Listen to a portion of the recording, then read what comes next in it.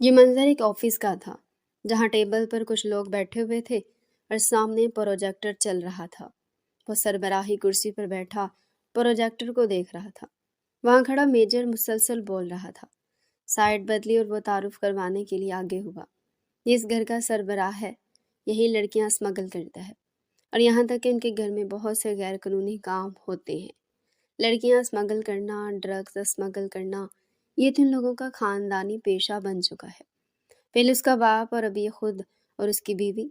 Major ने slide change की और उसकी बीवी की तस्वीर दिखाई। पहले बीवी का इंतकाल हो गया था, जिसके बाद उसने शादी की, या यूं कहें कि उसने अपनी पहली बीवी को खुद ही मरवा दिया था, जो कि वो उसे इन कामों से रोकती थी। कई दफ़ा तो वो खुद ही पुलिस स्टेशन गई थी और उनके कामों में उसने रुकावट पैदा की, जिसकी वजह से उसने अपनी पहली बीवी को ही मरवा दिया था और फिर अपने ही बिजनेस पार्टनर से शादी कर ली ताकि उसे काम में कोई मुश्किल ही ना हो। और फिर आती है उसकी एक बेटी, दिमागी तौर पर स्टेबल नहीं है वो, लेकिन वो न जाने क्यों फिर भी उसने अपनी बेटी को अपने साथ रखा हुआ है, क्योंकि वो चाहे तो अपनी बेटी को निकाल बाहर फेंके, लेकिन फिर भी वो उसके साथ है। घर के अंदर होने वाले सलूक को तो हम नहीं जानते, लेकिन जब वो बाहर निकलती है तो आगे पीछे उसके गार्ड होते हैं। यहाँ तक कि उसकी माँ और बाप उसे लिए ऐसे लेकर अपने साथ चलते हैं जैसे कोई छोटी सी बच्ची हो, लेकिन वो 19-20 साल की है। अब हमें ये पता करवाना है कि वो लोग अब क्या स्मगल करने वाले हैं। लड़कियां, ड्रग्स। अगर ड्रग्स स्मगल करने वाले हैं तो किस सूरत में? वो हर बार ड्रग्स स्मगल करने का नया तरीका ढूंढते हैं, कभी परफ्यूम के ज़रिए तो कभी किसी खाने के ज़रिए, कभी इंसान के ज़रिए। इसलिए एजेंडे आपको इस घर में जाना होगा। सारा इंतज़ाम मैं करवा चुका हूँ। बस अब आपने वहाँ जाना और वहाँ होने वाली एक एक हरकत पर नज़र रखनी है, लेकिन ख्याल रहे कि उन्हें आप पर शक नहीं होना चाहिए। वो सरबराही कुर्सी पर बैठे नौजवान को देखकर बोल रहा। इस नौजवान के चेहरे पर एक मुस्कुराहट आई। क्या मेजर, आपको लगता है कि मैं अपने काम में नाकाम हो सकता हूँ, या किसी को मुझ पर शक हो सकता है?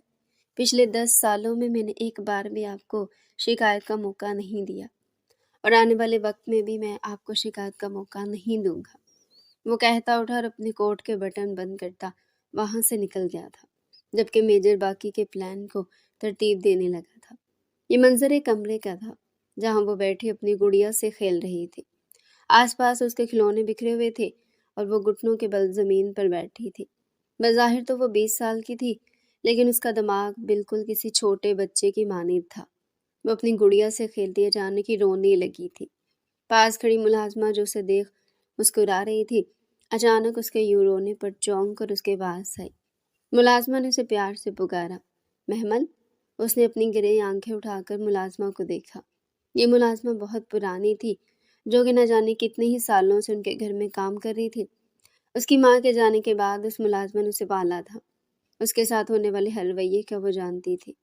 हमेशा वो उसकी की गई गलती का कसूरवार वो खुद को कहती और उसकी की गई गलती की सज़ा उसको मिलती। उससे अनजान वो लड़की हमेशा गलतियां कर जाती थी। वो नासमझ ये भी नहीं जानती थी कि वो भेड़ियों के झुंड में फंसी एक भेड़ है। वो अपने सर पर मंडलाती मौत से बेखबर थी। वो अपनी गुड़िया के साथ खेल रही थी कि इस गुड़िया का हाथ टूट गया, जिसकी वजह से वो रोने लगी। आप मेरी गुड़िया का हाथ ठीक कर दो ना, महमल उस मुलाजमा को देखकर बोली। वो मुलाजमा मुस्कुराई और उसके हाथ से गुड़िया ली और उसे सही करने के लिए बैठ गई। सही करने के बाद वो उसे गुड़िया देती कमरे से निकली थी कि अचानक ही वो किसी से टकराए। सुनो लड़के, तुम कहाँ जा रहे हो? वो एक नौजवान को देखकर बोली थी। देखने में तो अच्छी भली शक्ल का लगता था, लेकिन न जाने वो यहाँ क्या कर रहा था। और आज पहली बार उसने यहाँ उसे देखा था। शायद वो नया था, तभी वो ऊपर इस जगह पर घूम रहा था, वरना यहाँ आने की किसी को भी इजाज़त नहीं थी। यहाँ आने से हर मुलाजिम को सख्ती से मना किया गया था, सिवाय इस पुरानी मुलाजमा के यहाँ कोई आ नहीं सकता था। माफ़ कीजिएगा, मैं नया हूँ, मुझे नहीं मालूम कि किस तरफ जाना है। मुझे सिर्फ ये कहा गया है कि छोटी मालकिन के कमरे में ये सामान पहुँचा दो, क्योंकि शाम में उन्होंने किसी प्रेस कॉन्फ्रेंस में जाना है। और सर झुकाकर अदब से बोला था। वो मुलाजमा हैरत से उस मुलाजिम को देख रही थी। उसने मुकाबिल के हाथ से कपड़े लिए और अंदर कमरे के जानिब बढ़ी। उस मुलाजमा ने पलट कर इस नए मुलाजिम को देखा, जो अभी भी वहीं खड़ा था। नाम क्या है तुम्हारा? उस मुलाजमा ने पूछा तो उस मुलाजिम ने चौंक कर उसे देखा। रफ़ीक, रफ़ीक नाम है मेरा, वो कहकर वहाँ से चला गया था, जबकि वो मुलाज़िमा उसकी पुश्त को देख रही थी। दिखने में वो किसी भी तरह से गरीब घर का बिल्कुल भी मालूम नहीं होता था। उसका कसट्टी जिस्म उसके किसी अच्छे घर से होने की अलामत था। चेहरे पर किसी भी किस्म का निशान ना था, जबकि कपड़े लेते वक्त जब उसके हाथ को महसूस किया तो उसके हाथ भी नरम थे। तो वो कौन था? मुलाज़िमा अपनी सोच झटकती कमरे में गई और कपड़े एक साइड रखकर वापस आकर महमल के पास बैठी। महमल बेटा, आपके लिए नए कपड़े आए हैं और आपने अब तैयार होना है। वो मोहब्बत से उसके चेहरे पर आए बाल पीछे करके बोली। महमल ने अपना निचला लब बाहर निकाला और उस मुलाज़िमा को देखने लगी। मुलाज़िमा जानती थी कि अब वो क्या कहने वाली है। मुलाज़िमा ने अपने लब बीन से, नहीं नहीं, मुझे उनके साथ नहीं जाना, नहीं जाना, वो बहुत बुरे हैं। वो मुझे जब जब भी अपने साथ लेकर जाते हैं तो हमेशा घर आकर मुझे मारते हैं। वो नफ़ी में सर हिलाते रोते बोल रही थी कि अचानक कमरे में कोई दाखिल हुआ। तुम्हें जितना कहा है ना उतना करो, ना कि आगे से ज़ुबान दराज़ी करो। वो महमल को देख अंगारे चबाती बोली थी। और तुम मुलाज़िमा हो, मुलाज़िमा बनकर हो, ज़्यादा उसकी चोंचले करने की ज़रूरत नहीं है। अगर ये किसी चीज़ से मना करती है तो दो मुंह पर लगाओ और फिर उससे वो काम करवाओ। अगर उसके बाद भी ये नहीं मानती तो इसे मेरे पास लेकर आओ, मैं खुद इसकी अकल ठिकाने लगाऊंगी। वो गुस्से से मुलाज़िमा को मुखातिब करते महमल को देखकर बोली थी। आंखें शोला बरसा रही थी, मानो वो अभी महमल को निगल जाएंगी। वो महमल की तरफ बढ़ी थी कि मुलाज़िमा रास्ते में आई और सर झुकाकर घुटनों के बल बैठी। माफ़ कीजिएगा मालकिन, दिमाग बच्चों की तरह है उसका, जिसकी वजह से वो ऐसी जिद करती है। लेकिन मैं वादा करती हूँ कि अभी ये सब कुछ भी नहीं बोलेगी और ये थोड़ी देर में तैयार होकर नीचे आ जाएगी। वो मुलाज़िमा माजरत करती बोली थी। नहीं, मैं कहीं नहीं जाऊँगी, महमल फिर से बोली थी। उसकी सुतीली माँ कहर आलूद नज़र उस पर डालती कमरे से निकल गई थी। वो मुलाज़िमा पलटी और महमल को अपने सीने से लगाया। बेटा, तुम जानते हो तुम्हारी माँ के जाने के बाद तुम्हें यहाँ कोई नहीं पूछता। मैं उनकी शुक्रगुजार हूँ कि उन्होंने तुम्हें सही सलामत रखा है। मैं नहीं चाहती कि तुम पर कोई हाथ उठाए, क्योंकि जब तुम पर कोई हाथ उठाता है तो मेरा सीना कटता है। ना किया करो उनके सामने कोई भी बात। वो रोती हुई महमल के आंसू साफ करके बोली थी। मैंने नहीं जाना। वो एक बार फिर रोने लगी थी। मेरे कहने पर, सिर्फ मेरे कहने पर तैयार हो जाओ और चली जाओ। मैं वादा करती हूँ जब तुम आओगी ना तो हम रात देर तक एक साथ बैठकर गुड़िया से खेलेंगे। वो उसे बच्चों की तरह पिचकारती बोली तो वो खुश हो गई थी। ठीक है, हम खेलेंगे। हाँ हाँ, हम साथ खेलेंगे, वो तालियां बजाती बोली थी। वो मुलाज़िमा इस मासूम को देख रही थी जिसे ना अच्छे की पहचान थी ना बुरे की, फिर भी वो लोग उस पर जुल्म ढाते थे। वो मुलाज़िमा सर्द आह भरकर उसके कपड़े लिए ड्रेसिंग रूम में बंद हुई। थोड़ी देर में वो उसे तैयार करके नीचे ले आई थी। रफ़ीक ने एक नज़र सीढ़ियों से नीचे उतरती उस लड़की पर डाली। वो लड़की तालियां बजाती हंसती नीचे आ रही थी। दुपट्टे को अच्छे से अपने गले के गिर्द लपेटा हुआ था और वह मुलाज़िमा उसके पीछे ही थी। अचानक ही महमल का पाँव उसकी फ्रॉक में अटका। इससे पहले वो ज़मीन पर सोती, रफ़ीक ने उसे पकड़ लिया। महमल का बाप रफ़ीक की ये कारवाई देख चुका था। उसने दाद देती नज़रों से रफ़ीक को देखा और फिर कोट झाड़ता खड़ा हुआ। तुम्हें कोई काम ढंग से करना आता भी है या नहीं? अपनी माँ पर ही गई हो, और ऊपर से वो तुम्हारी माँ जो। वो बोलता बोलता रुका, क्योंकि वहाँ खड़ा हर मुलाजिम उसे ही सुन रहा था। उसने अपना गला खनकारा। चलो, साजिद ने महमल को अपनी तरफ बुलाया। महमल ने नफ़ी में सर हिलाकर रफ़ीक का हाथ मजबूती से पकड़ लिया। तुम क्या इसे पकड़े खड़े हो? छोड़ो इसे, साजिद खान ने गुस्से से रफ़ीक को देखते हुए कहा। रफ़ीक ने जल्दी से उसे अपना हाथ छुड़वाया, लेकिन महमल फिर उसका हाथ थाम गई। साजिद खान ये देखकर गुस्से से उसकी तरफ बढ़ा। वो महमल तक पहुंचता उससे पहले उसकी बीवी परवीन ने आगे बढ़कर महमल को बाजू से दबोच लिया और आगे की तरफ धकेला। अगर वहां जाकर तुमने अपनी जुबान खोली या कोई भी ऐसी वैसी हरकत की तो याद रखना, तुम्हारी अकल ऐसी ठिकाने लगाऊंगी कि दिमाग तो क्या ही है, साथ जुबान और आंखें भी नहीं रहेगी। वो गुस्से से बोलती से बालों से दबोच कर खड़ा कर चुकी थी। साजिद खान माथे पर तेवरी चढ़ाए घर से निकल गया था, जबकि वो यूं ही उसे बालों से दबोचे लेकर बाहर गई थी और गाड़ी में धकेला। पीछे खड़ी मुलाजमा अब रोने लगी थी। रफ़ीक हैरत से बस उस मुलाजमा को तो कभी इन दोनों के रवैये को देख रहा था। जो अपने थे वो जुल्म कर रहे थे اور جو پرائے تھے وہ اس کی تکلیف پر آنسو بہا رہے تھے۔ وہ ملازمہ سرونٹ کوارٹر میں چلی گئی تھی کیونکہ اس کی ڈیوٹی صرف اور صرف محمل کو سنبھالنے کی تھی، اور جب محمل گھر میں نہ ہوتی تو وہ سرونٹ کوارٹر میں ہی رہا کرتی تھی۔ رفیق نے ایک نظر آس پاس دوڑائی اور احتیاط سے اوپر کی طرف گیا تھا۔ ایک کمرے کو بغور دیکھتا وہ اب ایک مخصوص کمرے کی طرف بڑھا تھا۔ اس سے پہلے وہ کمرے کے اندر داخل ہوتا کسی ملازم نے اسے پکارا تھا، اوئے کہاں جا رہا ہے تو؟ تجھے نہیں پتا یہ بڑے صاحب کا کمرہ ہے؟ اگر انہیں پتا چلا نا کہ تو ان کی اجازت کے بنا ان کے کمرے میں گیا تھا تو یاد رکھ تیری لاش تک کسی کو نہیں ملے گی۔ مجھے بولتا اپنے ساتھ کھینچتا نیچے چلا گیا تھا۔ رفیق نے غصے سے ایک نظر اس کے کمرے پر ڈالی اور پھر خاموشی سے اس کے ساتھ چلنے لگا۔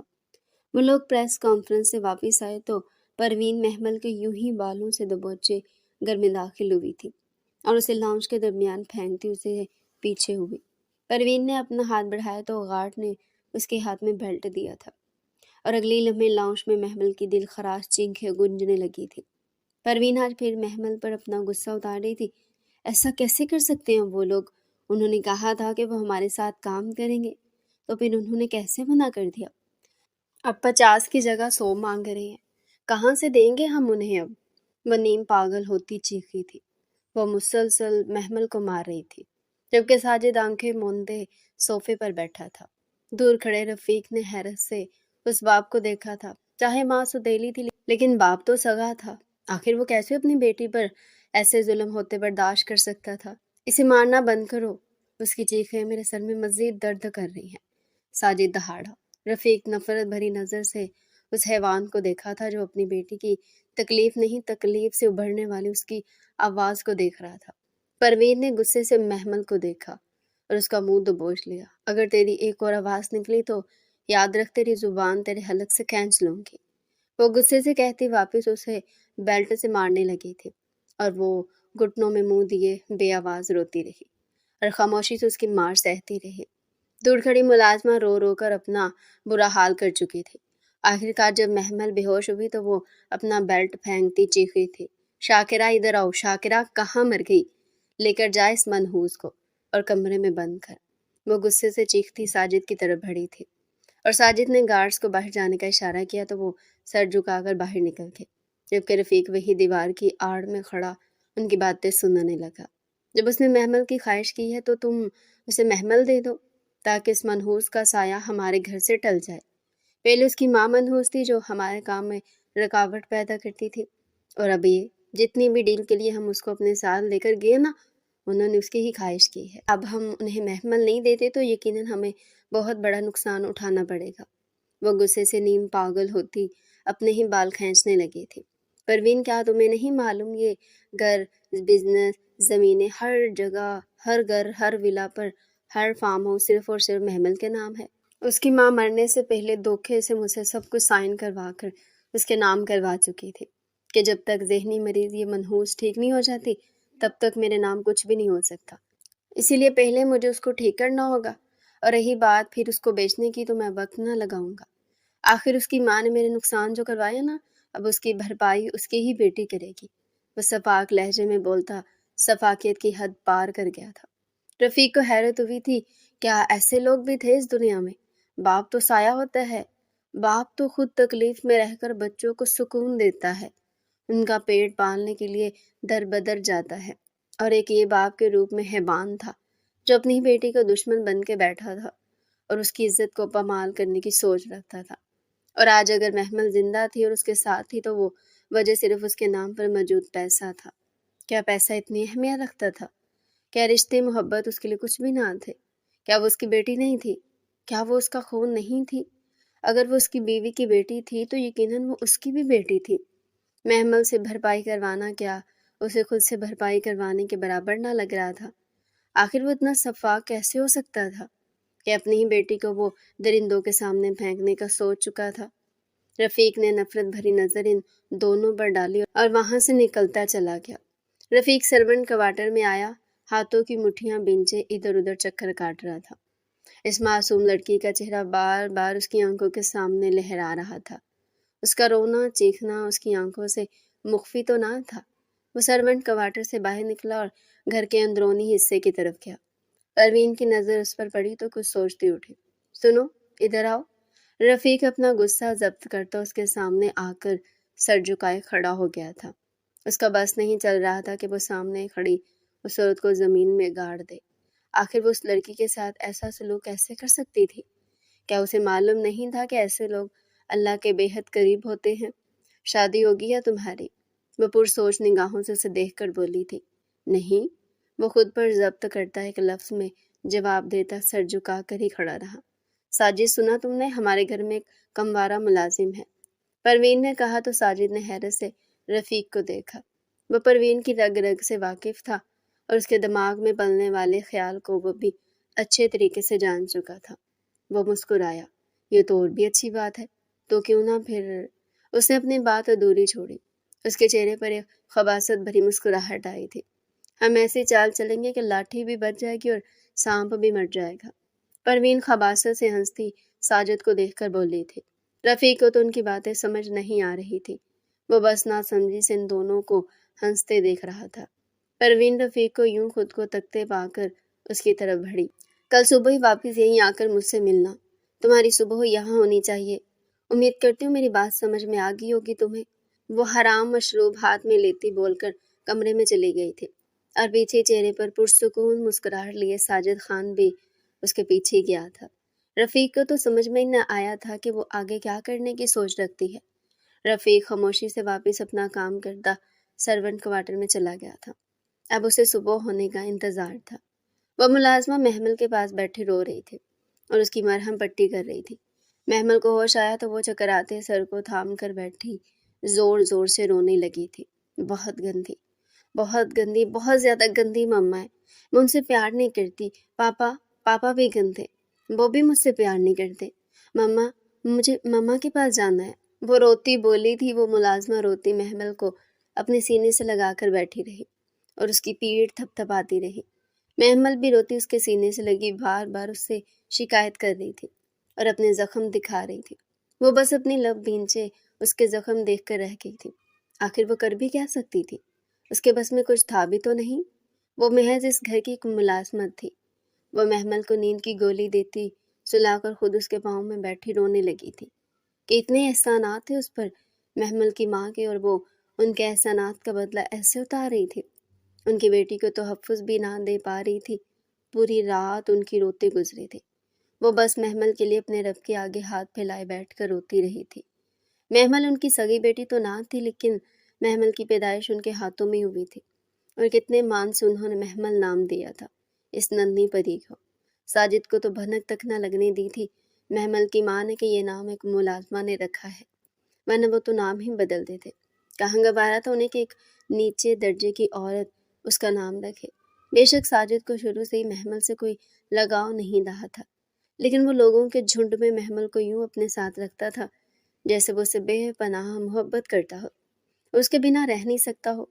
آج بھی اس کی یہی عادت تھی کہ وہ محمل کو جھنڈ میں اپنے ساتھ رکھتا تھا، کیونکہ وہ جانتا تھا کہ ہر وقت رپورٹرز اس پر نگرانی رکھے ہوئے ہیں، ان کے پل پل کی خبر اخبار میں شائع ہوتی ہے، اس لیے وہ اپنا کام محمل کا استعمال کر کے ہی کیا کرتا تھا۔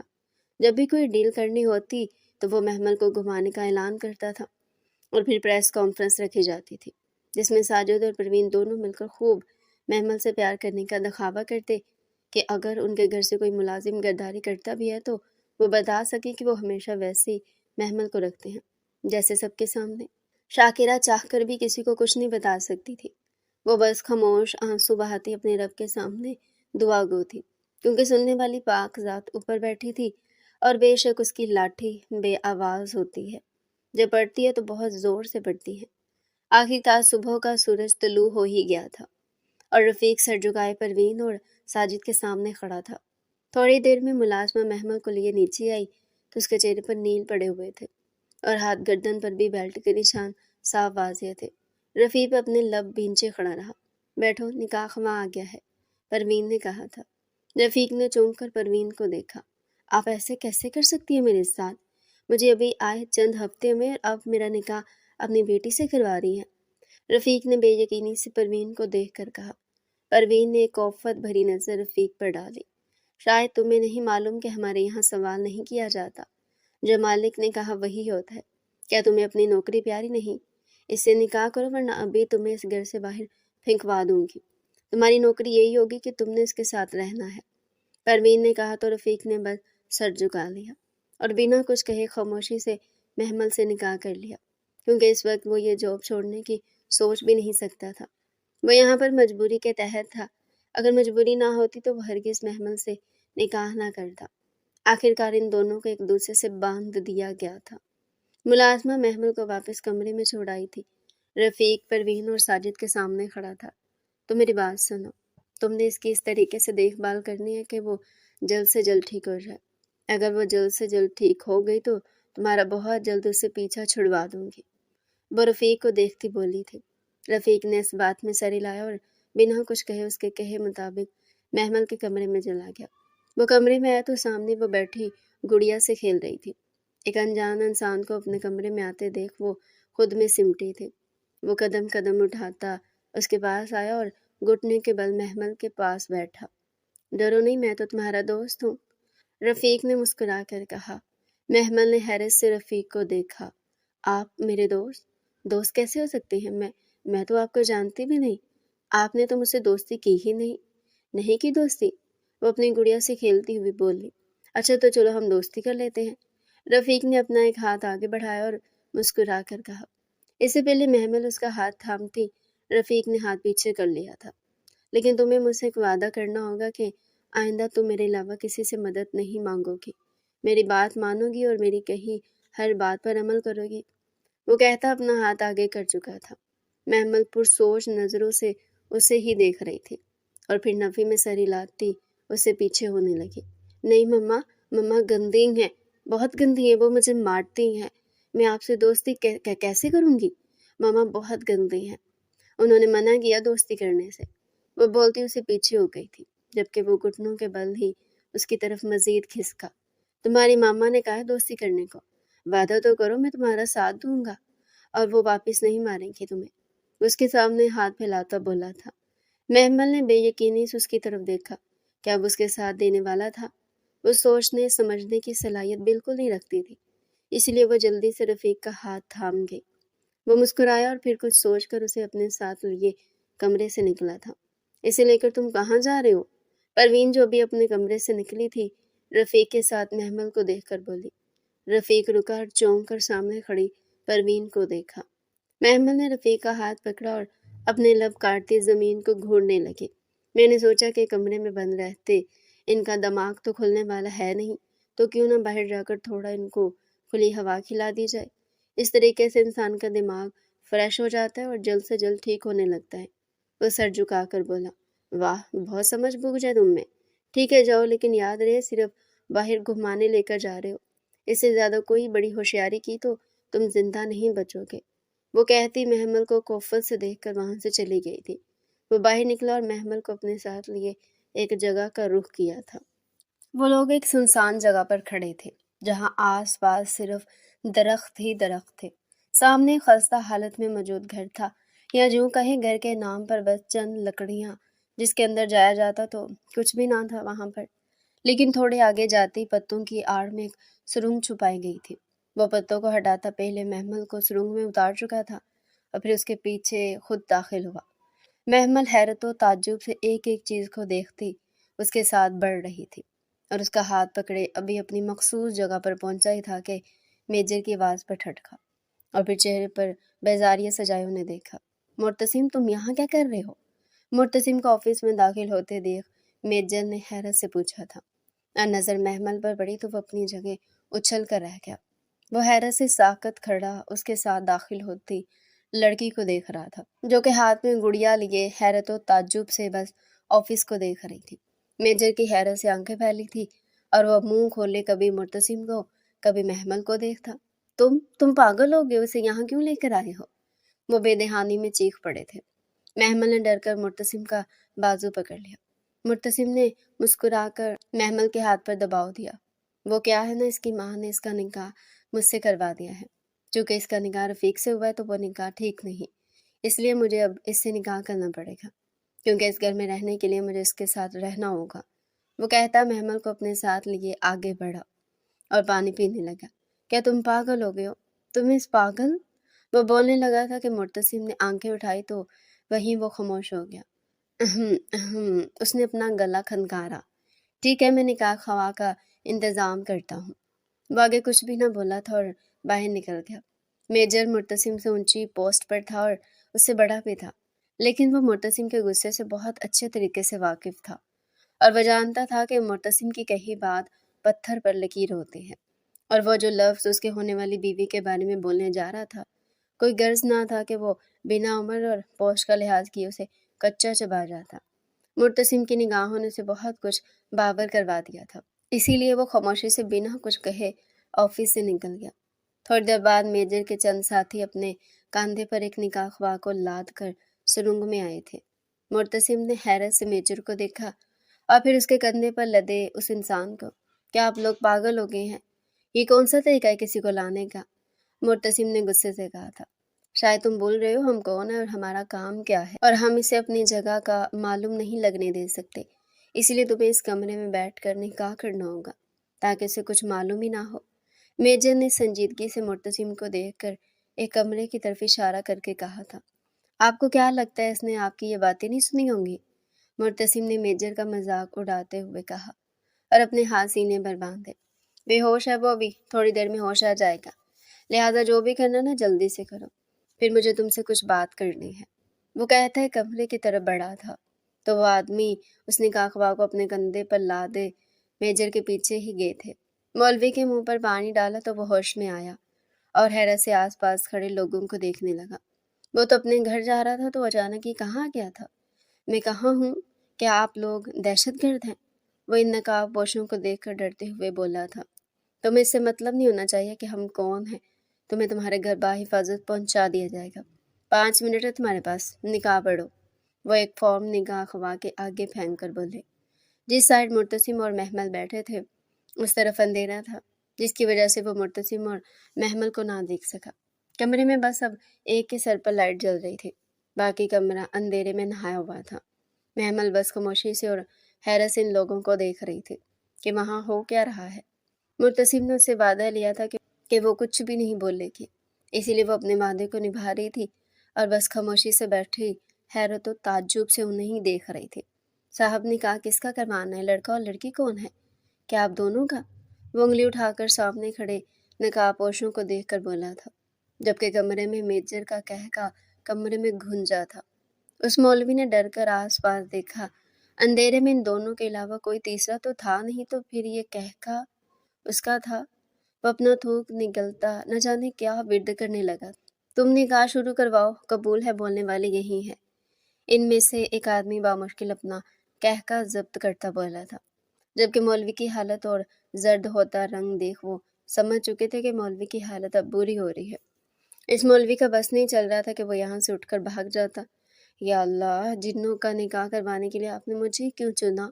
वो मौलवी बुड़बुड़ाया, जबकि उसके ठीक पीछे खड़े मेजर ने उसकी बुड़बुड़ाहट सुनी थी और एक बार फिर कमरे में मेजर का कहका गूंजा। और बस यहीं तक थी मौलवी की बर्दाश्त। वो निकाह ख्वाह पर लिखे गए नाम लेकर किसी तोते की तरह निकाह पढ़वाने लगा था, जबकि मेजर उसकी हालत से लुत्फ अंदोज हो रहा था। जिस तरह वो लोग निकाह ख्वाह को लेकर आए थे, वैसे निकाह ख्वाह को वापस छोड़ भी आए थे। मुर्तसिम इस वक्त मेजर के साथ प्रोजेक्टर के पास बैठा उसे महवे गुफ्तगू था। सामने लैपटॉप था जिसमें एक यूएसबी लगी थी। ये यूएसबी चंद दिन पहले मुर्तसिम ने साजिद खान के कमरे से निकाली थी, और हैरत की बात यह थी कि इस यूएसबी में कुछ भी नहीं था। ये मैंने इसके कमरे से तब निकाली थी जब उसने मुझे अपने कमरे में सफाई के लिए बुलाया था, और मुझे हैरत भी हुई थी कि वो इतनी आसानी से वो किसी भी मुलाजिम को अपने कमरे में कैसे ला सकता है, जबकि उसके कमरे में उसके खिलाफ सबूत हो सकते हैं। और तो और उसने मुझसे अपनी अलमारी की सफाई करवाई और बाकी मुलाजिम उसकी ज़ेरे निगरानी में ही काम कर रहे थे। क्या उसे डर नहीं था कि अगर हमें कुछ मिल जाता तो? मुर्तसिम ने पुरसोच नज़रों से लैपटॉप को देख कर कहा। मुर्तसिम, ये तो सिर्फ 2 सूरत-ए-हाल में हो सकता है। या तो उसके मुलाजिम सब कुछ जानते हैं, या तो इस कमरे में कोई सबूत था ही नहीं, इसीलिए तो वो इतना पुरसुकून था। मेजर ने संजीदगी से लैपटॉप को देखकर कहा। मुर्तसिम किसी सोच में डूबा था। आंखें बंद की और एक एक दिन का एक एक मिनट का मंजर उसकी आंखों के सामने आने लगा। मुर्तसिम का उसके कमरे में जाना, मुलाजमा का फ्लोर पर आने से रोकना, महमल की कमरे के बाहर ही उसे वापस भेज देना। मुर्तसिम अपनी जगह पर सेट होकर बैठा और ख्याल महमल के कमरे का आया। उसे याद आया कि महमल के कमरे में सिवाय इस पुरानी मुलाजमा के कोई जाता ही नहीं था। ये मुमकिन हो सकता है कि मुझे महमल के कमरे से कुछ मिल जाए। वो पुरसोच लहजे में कहता खड़ा हुआ और दूसरे कमरे की तरफ बढ़ा, जहाँ महमल अब इन दो आदमियों के साथ खेल रही थी। वो हाथ में गन लिए कुर्सी पर खड़ी उनको पॉइंट कर चुके थे, जबकि वो लोग हाथ ऊपर किए खड़े थे। मुर्तसिम जैसे ही कमरे में दाखिल हुआ तो महमल के हाथ में गन देख फिक्रमंदी से उसकी तरफ लपका था और उसके हाथ से गन छीनी। क्या तुम लोग पागल हो गए हो? उसे गन क्यों दे रखी है? मुर्तसिम ने कहकर गन को एक साइड फेंका था और जैसी वह जमीन पर गिरी तो गोली चलने की आवाज कमरे में गूंजी थी। महमल अपने कान पर हाथ रखकर चीखती कुर्सी पर बैठ गई थी, जबकि इन दो आदमियों के रंग भी फुक हुए थे। इन लोगों को तो लग रहा था कि गोलियां इसमें है ही नहीं, लेकिन इस गन में गोलियां तो थी और साथ ही वो लोड भी की हुई थी। इन दो आदमियों ने अपना थूक निकला और वो दिल ही दिल में अपने रब के शुक्रगुजार थे कि कहीं महमल ने गोली नहीं चला दी थी, वरना कोई गर्ज ना थी कि वो दोनों आज दुनिया से रुखसत हो जाते। नज़र मुर्तसिम पर पड़ी तो दोनों ने अपने सर झुका लिए, क्योंकि मुर्तसिम अब उन्हें खा जाने वाली नज़रों से देख रहा था। इससे पहले मुर्तसिम आगे बढ़कर उन दोनों की हालत बुरी कर देता, महमल ने उसका हाथ पकड़ लिया और रोती हुई इस गन की तरफ देखने लगी। महमल, डरो नहीं, कुछ नहीं हुआ है, चलो हम घर चलते हैं। मुर्तसिम अपने गुस्से पर बामुश्किल जब्त करता उन्हें शोला बरसाती नजरों से देखकर महमल को लेकर वहां से निकल गया था, जबकि महमल डरी सहमी से उसके पहलू में छुपी उसके साथ ही वहां से निकली थी। महमल, मुझसे वादा करो कि तुम किसी से भी नहीं कहोगे कि तुम कहाँ गई थी। मुर्तसिम ने घर के बाहर पहुंचते ही उससे कहा तो महमल ने जोरों शोर से इस बात में सर हिलाया और उसका हाथ मजबूती से पकड़े घर के अंदर दाखिल हुई थी। वो महमल को लिए सीधा कमरे में आया था। अब सिर्फ उसका काम महमल को संभालना था और उसके साथ रहना था। महमल को कमरे में छोड़कर वो उसका खाना लेने के लिए चला गया था, क्योंकि वो जल्द से जल्द महमल को सुला देना चाहता था ताकि वो उसके कमरे की तलाशी ले सके और देखे कि उसके कमरे में कुछ मिलता है या नहीं। वो कमरे में आया तो महमल बेड पर लेटी छत को ही घूर रही थी। आंखों से आंसू बह रहे थे, न जाने क्यों रो रही थी वो। मुर्तसिम खाना टेबल पर रखे उसके पास गया। क्या हुआ है महमल? मुर्तसिम ने उससे पूछा तो वो उठ बैठी और मुर्तसिम को देखा। महमल आज ज्यादातर खामोशी रही थी। जो भी मुर्तसिम ने कहा वह बस खामोशी से इस बात में सर हिलाती उसकी बात मानती गई थी। मुझे मामा की याद आ रही है, मरोनी सूरत बनाकर मुर्तसिम को देखकर बोली थी। महमल, वो यहाँ है ना? यकीनन वो वहाँ बहुत ज्यादा खुश होगी, तो बस उनके लिए दुआ किया करो। वो प्यार से उसके चेहरे पर आए बाल पीछे करके बोला था। भूख लगी है, मुझे भूख लगी है। वह मासूमियत की हर हद पार करती निचला लब बाहर निकाल कर बोली थी। मुर्तसिम को उस पर टूट कर प्यार आया था। मुर्तसिम ने अपने नजरों का रुख बदला और इस बात में सर हिलाया। दुपट्टा लेकर सोफे पर आ जाओ। वो बिना महमल को देखे बोलता सोफे पर जाकर बैठ गया था, जबकि महमल खामोशी से दुपट्टा उठाती सोफे पर आकर बैठी थी और गुड़िया को हाथ में लेकर उसके साथ खेलने लगी। खाना खाओ महमल। महमल को यूं ही गुड़िया के साथ खेलते देख मुर्तसिम ने कहा था, मैं खुद नहीं खाती, गरैनी गरैनी खिलाती है। गरैनी बहुत अच्छी है। वो गुड़िया के बाल दुरुस्त करती बोल रही थी। मुर्तसिम ने कुछ ना कहा और खामोशी से उसे खाना खिलाने लगा और महमल भी खामोशी से खाना खा रही थी। खाना खाने के बाद महमल वापस बेड पर बैठ गई थी। मुर्तसिम कमरे में मुसलसल टहल रहा था, क्योंकि महमल का तो शायद सोने का इरादा ही ना था। वो अपनी गुड़िया के साथ खेल रही थी। उसकी गाल में पड़ता डिम्पल बार बार मुर्तसिम को अपनी तरफ मुतवज्जो कर रहा था। महमल को नींदो आई है, महमल ने सोना है, वो अपने दोनों हाथ फैलाकर बोली थी। मुर्तसिम की हैरत से आंखें फैली थी। वो कैसे यूं सरेआम उसे दावत दे रही थी? एक तो उसका भरा भरा जिस्म और दूसरा वो बार बार दुपट्टा उतार कर फेंक रही थी। मुर्तसिम अपनी शर्ट के दो बटन खोलता उसके पास आया तो उसे बेड पर नरमी से लेटाया और खुद भी उसके साथ ही लेट गया। गुड नाइट किस। वो अपना चेहरा मुर्तसिम के चेहरे के बेहद करीब करके बोली थी। वो सोचने समझने की सलाहियत नहीं रखती थी, वरना यकीनन उसे मालूम होता कि वो क्या कर रही है। मुर्तसिम बगौर उसके चेहरे के नुकूश को देखता उसके चेहरे में खोया था। वो मासूमियत से आंखें पटपटाकर अपनी کس کا انتظار کر رہی تھی۔ وہ چند پل یوں ہی ساکت رہنے کے بعد اس کے لبوں پر جھکا تھا، جبکہ محمل کی حیرت سے آنکھیں پھیلی تھی اور وہ مرتسم کو خود سے دور کرنے کی کوشش کرنے لگی تھی، اور اب یہ ممکن نہ تھا۔ مرتسم تو کب سے اس سے نظریں چرا رہا تھا، لیکن محمل بار بار اس کے صبر کو آزما رہی تھی، اور اب جب محمل نے نائٹ کس کی بات کی تو وہ اپنے جذبات میں بہتا اس کے لبوں پر جھکا تھا۔ نرمی سے اس کے لبوں کی نمی پیتا وہ اس سے دور ہوا تھا۔ گندے، بہت گندے ہو آپ، وہ اپنے ہونٹوں سے مرتسم کا لمس مٹاتی اس سے دور ہو کر بولی تھی، اور لمبے لمبے سانس لیتی رونے لگی تھی۔ مرتسم اٹھ کر بیٹھا۔ پہلے تو اسے محمل کا لمس اپنے ہونٹوں سے مٹانا برا لگ رہا تھا، اور پھر کچھ سوچ جاتے اپنا سر پیٹ لیا۔ وہ تو چھوٹی بچی تھی، آخر وہ ایسا کیسے کر سکتا تھا؟ وہ اپنے جذبات پر ہی قابو نہ رکھ سکا۔ یہ سوچے سمجھے بنا کہ محمل پر اس کا کیا اثر ہوگا۔ محمل، ہم دوست ہیں نا؟ مرتسم نے پوچھا تو محمل نے رونا بند کر کے اسے دیکھا اور سسکیاں دباتی اس بات میں سر ہلانے لگی۔ مرتسم نے لب بینچے اور محمل کی طرف ہاتھ بڑھایا، لیکن محمل اس سے دور ہوئے تھے۔ مرتسم کو محمل کا یوں خود سے دور جانا ایک آنکھ نہ بھایا تھا۔ مرتسم نے محمل کا ہاتھ پکڑ کر اسے اپنی طرف کھینچا اور اپنے سینے پر لٹا کر اسے اپنے حصار میں لیا۔ ہم فرینڈز ہیں تو ایسے کس کر سکتے ہیں ہم، اور تم یہ بات کسی اور کو بتاؤ گی بھی نہیں، تاکہ میں ایسے ہی روز تمہیں گڈ نائٹ کس دیا کروں۔ وہ محمل کی پیٹھ تھپتھپاتا نرمی سے بول رہا تھا، جبکہ محمل اپنی سوچوں میں گم ہو چکی تھی۔ گرینی بھی میری دوست تھی۔ ہاں دوست تھی، لیکن گرینی تو یہاں کس کرتی تھی؟ وہ اپنی پیشانی پر انگلی کا اشارہ کرتی بولی تھی، کیونکہ گرینی میری جیسی دوست نہیں تھی، میں آپ کا بہت خاص دوست ہوں، اب سمجھی؟ مرتسم محمل کی چھوٹی ستون ناک دبا کر بولا تو وہ زور و شور سے سر ہلانے لگی۔ ایک بار اور کس؟ وہ مرتسم کے لبوں کو اپنی انگلیوں کی پور سے محسوس کرتی بولی تھی۔ مرتسم کے چہرے پر ایک جاندار مسکراہٹ آئی تھی۔ وہ خود سے خواہش کر رہی تھی اس کے پاس آنے کی۔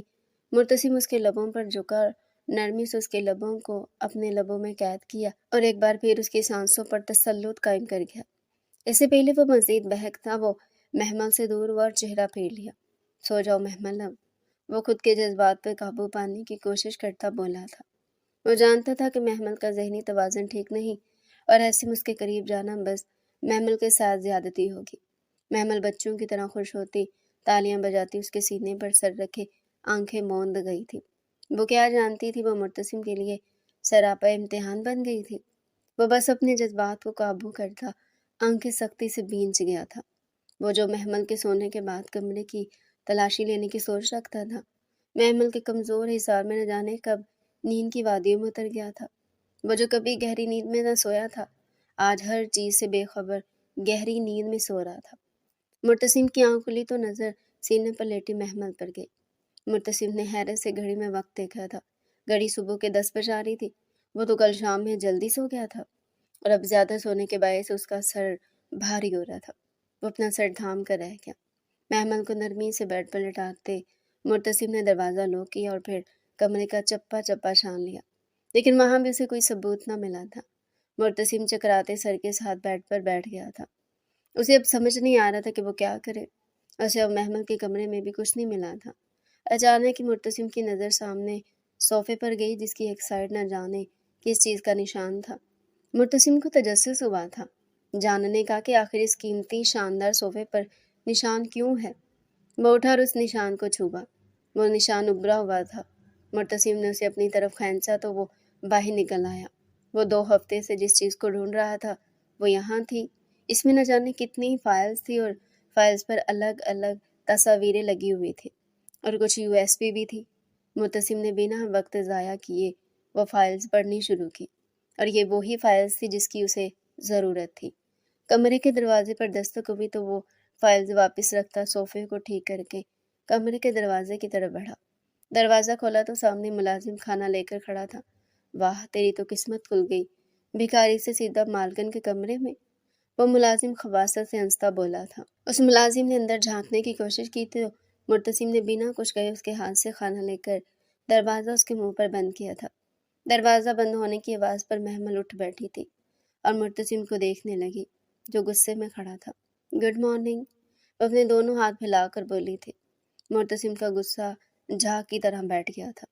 وہ کھانا ٹیبل پر رکھ کر محمل کے پاس آیا اور اس کو اپنے سینے سے لگایا اور پھر واپس اس کے لبوں پر جھکا تھا۔ تھوڑی دیر بعد دور ہوا تو محمل کا حیرت سے کھلا منہ دیکھ کر مسکرایا۔ گڈ مارننگ کس۔ وہ مسکرا کر اس کی چھوٹی سی ناک دبا کر بولا۔ محمل ہنسی۔ مجھے تمہاری گودی میں بیٹھنا ہے۔ وہ آنکھیں پٹ پٹاتی بول کر اپنا نچلا لب باہر نکالنے اب مرتسم کو ہی دیکھ رہی تھی۔ مرتسم نے حیرت سے محمل کو دیکھا اور بامشکل مسکرایا۔ آخر اب یہ کیسی فرمائش تھی؟ اس کی گود میں بیٹھنا چاہتی تھی، لیکن کیوں؟ ایک تو وہ کل سے خود محمل سے نظریں چرا رہا تھا اور اب وہ یوں اس کے لیے مشکلات مزید بڑھا رہی تھی۔ مرتسم کچھ کہتا یا کرتا وہ اس کی گود میں بیٹھ کر اس کی گردن میں ہاتھ حائل کر چکی تھی۔ مرتسم اس اچانک افتاد پر گڑبڑا گیا۔ وہ جو ہر وقت ہوشیار رہتا تھا آج وہ گڑبڑا گیا تھا۔ مجھے واش روم لے کر چلو، وہ اس کے سینے سے لگی ایک اور فرمائش کر چکے تھے۔ مرتسم نے بنا وقت ضائع کیے اسے اپنی باہوں میں بھرا اور فوراً واش روم کے دروازے پر اسے اتار دیا اور خود موبائل نکال کر ایک سائڈ آیا تھا۔ مخصوص نمبر پہ ایک میسج کرتا وہ واپس صوفے پر آ کر بیٹھا تھا۔ تھوڑی دیر میں محمل فریش ہو کر واپس اس کی گود میں آ بیٹھی تھی، جبکہ مرتسم کچھ کہہ بھی نہیں سکتا تھا کیونکہ محمل اس کی سننے کہاں رہی تھی، یا یوں کہیں کہ مرتسم کچھ کہنا ہی نہیں چاہتا تھا، اس لیے بنا کچھ کہے اپنی گود میں بیٹھی محمل کو گڑیا سے کھیلتے دیکھ اسے کھانا کھلانے لگا اور وہ ہنستی کھیلتی اسے باتیں کرتی تالیاں بجاتی کھانا کھا رہی تھی۔ کمرے کے باہر سے اب شور آ رہا تھا۔ مرتسم کے چہرے پر ایک جاندار مسکراہٹ آئی تھی۔ محمل جب تک میں نہ آؤں تم یہاں سے باہر نہ آنا، وہ تنبیہ کرتی نظروں سے اسے دیکھ کر بولا اور پیار سے اس کا سر تھپ تھپاتا کمرے سے نکل گیا تھا۔ چھوڑو مجھے، کیا ثبوت ہے تمہارے پاس کہ ہم غیر قانونی کام کرتے ہیں؟ ساجد خان دیدہ دلیری سے گرایا تھا۔ پولیس والے نے آگے بڑھ کر ایک تمانچہ اس کے منہ پر مارا تھا۔ اپنی بکواس بند رکھ، کل جو تو نے 100 لڑکیاں بیچنے کے لیے ہائی وے سے اپنے کلائنٹ تک پہنچائی تھی نا، وہ سیدھا ہمارے پاس ہی آئی ہیں، اور رہی بات ثبوتوں کی تو وہ جج کے سامنے پیش ہو ہی جائیں گے۔ پولیس والا بول کر ساجد خان کو اب اپنے ڈنڈے سے مارنے لگا تھا۔ میں تمہیں چھوڑوں گی نہیں انسپیکٹر، بہت جلد تجھے بھیانک موت دوں گی، کیونکہ ہمارے خلاف کوئی ثبوت ہے ہی نہیں، پھر تو اپنی خیر منانا۔ پروین غصے سے نیم پاگل ہوتی اپنے ہاتھ چھڑوانے کی ناکام کوشش کرتی پولیس افسر کو دیکھ کر بولی تھی۔ ثبوتوں کی پرواہ آپ نہ کریں مسز ساجد، آپ پر تو نہ جانے کتنے کیس فائل ہوں گے جس کے بعد شاید ہی آپ کو رہائی ملی، پھر آپ سوچ لیجئے گا کہ کس کو مارنا ہے۔ مرتسم سیڑھیوں سے اترتا بولا تھا۔ گھر کے ہر ملازم نے اسے دیکھا تھا، جبکہ وہاں کھڑے ہر پولیس والے نے اسے سلیوٹ کیا تھا۔ ساجد اور پروین نے پہلے پولیس والوں کو اور پھر مرتسم کو حیرت سے دیکھا تھا۔ آخر وہ کون تھا جو اتنی دیدہ دلیری سے بات کر رہا تھا اور یہ سب پولیس والے اسے سلیوٹ کر رہے تھے؟ اوہ، میں نے تو اپنا تعارف کروایا ہی نہیں۔ وہ وہاں کھڑے ہر فرد کو حیرت میں ڈوبے دیکھ کر بولا تھا اور مسکرایا۔ مائی سیلف مرتسم جمال شاہ، ایک پولیس افیسر۔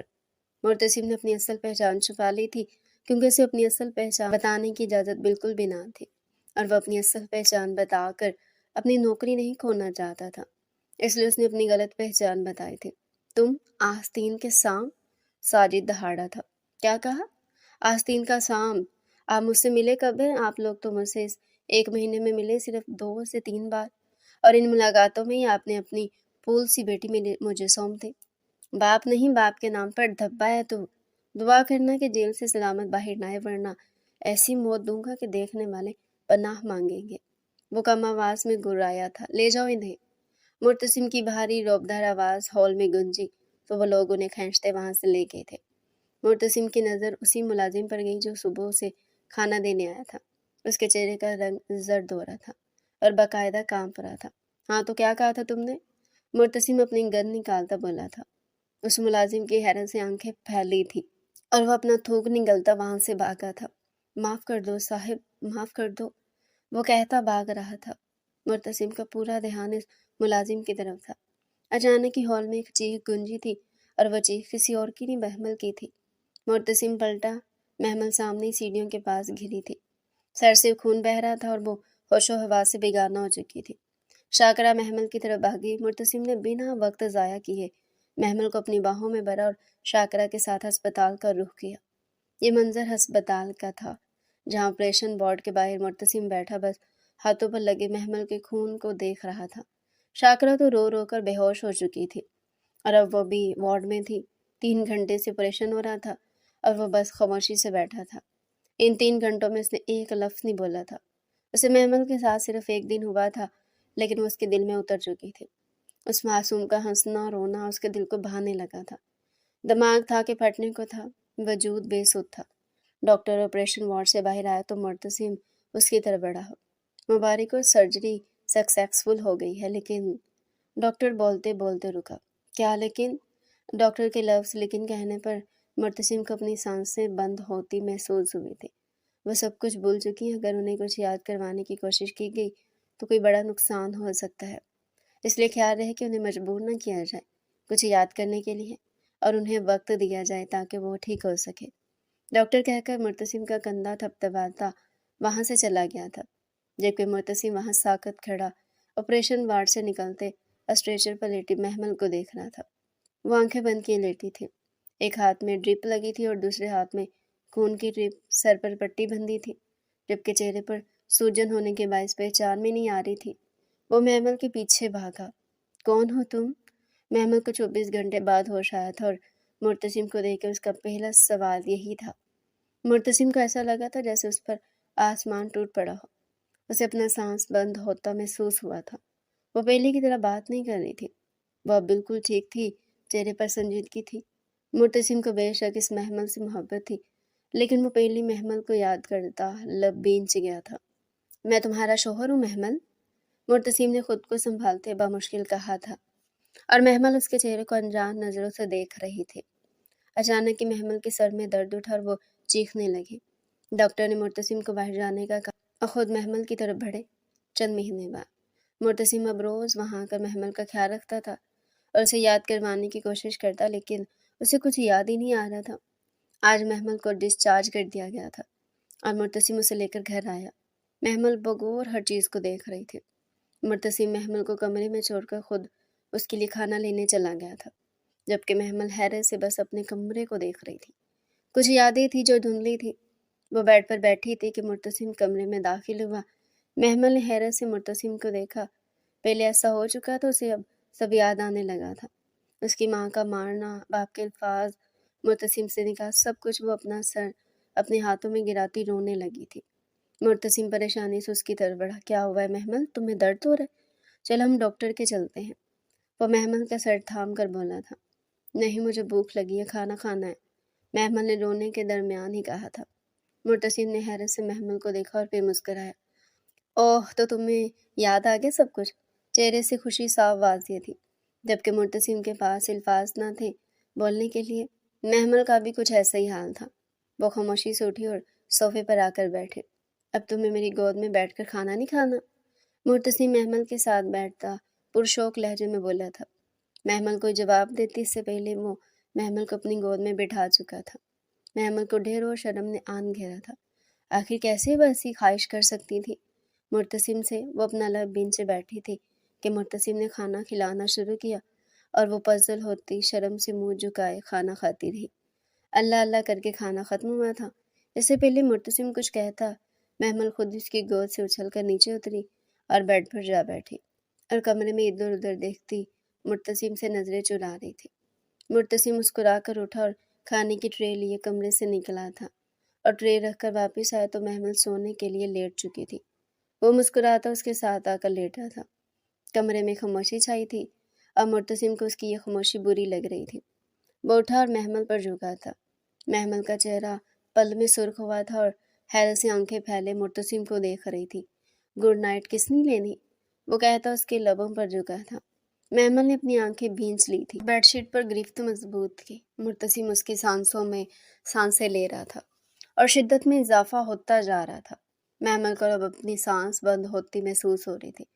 मुर्तसिम महमल से दूर हुआ और बगौर महमल के चेहरे को देखने लगा। आंखें खोलो महमल। मुर्तसिम के कहने पर बमुश्किल महमल ने आंखें खोली। गिरे खुमार आलूद निगाहें देख वो मुस्कुराया। अब नहीं छोड़ूंगा तुम्हें, वो कहता एक बार फिर उसके चेहरे पर झुका और उसके लबों को अपने लबों में कैद कर लिया। उसके चेहरे के एक एक नकोश को अपने लबों से छूता वो उस पर साया फिगन हो गया था और उसके जिस्म के पूर पूर पर मोहब्बत की मोहरे सबत करता वो उसकी रूह तक रसाई कर गया था। उस पर किसी काली घटा के माने छाए वो اسے سسکنے پر مجبور کر گیا تھا۔ محمل اس کی شدتوں کو برداشت کرتی رہی اور وہ اس پر اپنی تشنگی بانٹتا، اسے اپنی شدتوں سے نڈھال کرتا۔ اب اس کے ساتھ ہی لیٹا تھا اور محمل مرتسم کے سینے پر سر رکھے لیٹی مسکرا رہی تھی۔ آپ سے گڈ نائٹ کس نہیں گڈ نائٹ، وہ کہتا اس کے کان پر جھکا اور کچھ کہہ کر پیچھے ہوا تو محمل خود کو مزید مرتسم کے سینے میں چبانے لگے۔ مرتسم کا کہکا کمرے میں گونجا تھا اور محمل کے گرد حصار تنگ کرتا محمل کی پیشانی چوم کر آنکھیں موند گیا۔ تو ڈیئر ریڈرز، یہ تھا ہمارا آج کا انٹرسٹنگ ناول۔ اگر آپ ایسے مزید مزے کے ناول ہمارے چینل پر ڈیلی سننا چاہتے ہیں تو چینل کو سبسکرائب کریں اور ویڈیو کو لائک کریں اور کمنٹ سیکشن میں اپنی رائے لازمی دیں۔